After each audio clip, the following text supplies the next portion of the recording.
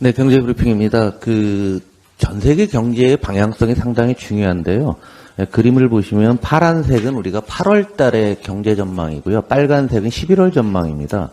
오른쪽을 먼저 보시면 세계 경제라든가 미국, 중국 다 같이 8월에 경제를 보던 것보다 지금은 다 올라와 있습니다. 위로. 그러니까 예상보다 좀 좋게 보고 있는데 유일하게 한국만 파란색이 위에 있어요. 그 얘기는 한국만 성장률이 오히려 떨어지고 있다라는 얘기죠. 이러한 추세는 윤석열 정부 출범 이후에 1년 반 동안 지속된 상황이고요. 이것이 지금도 유지되고 있는 게 현재의 우리 한국 경제의 상황으로 보시면 될 것 같습니다.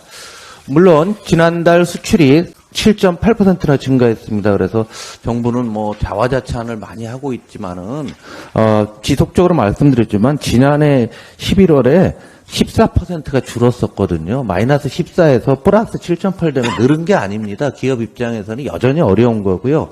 그리고 수입이 지속적으로 떨어지고 있다라는 얘기죠. 이 얘기는 뭐냐면은 물론 원자재 가격 하락도 있지만은 많은 기업들이 미래를 위한 투자를 하려면 외국서 수입을 해야 되는데 수입을 안 하고 있다. 현재의 생존에 몰입하고 있다라고 보이고요.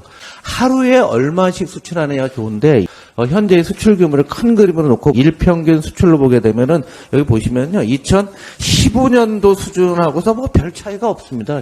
8년 동안 큰 변화가 없다라는 겁니다. 그래서 지금 한국 경제에 근본적인 처방이 필요하다는 것이 나타났습니다.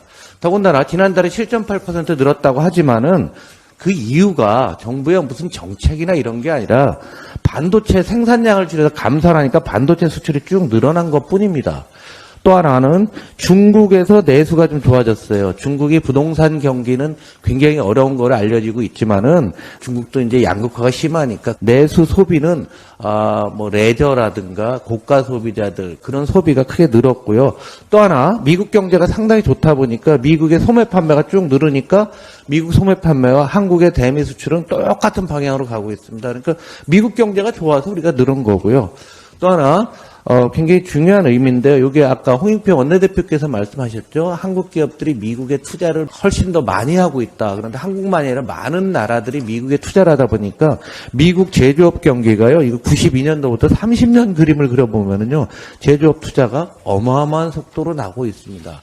IRL법이라든가 이런 것을 통해 갖고서 미국에서 했는데 이게 숫자로 나타나고 있는 거죠. 그렇다면은 아까 사례로 한화 큐셀을 얘기 들었는데 한화 큐셀에 거기다 태양광 공장을 지면은 거기에 들어가는 부품이라든가 많은 부분들을 한국서 가져갑니다. 그래서 지금 수출이 늘어나는 게 지금 당장은 늘지만 그 공장이 완공이 되게 되면 한국의 수출이 오히려 더 마이너스가 나올 수 있다라는 겁니다.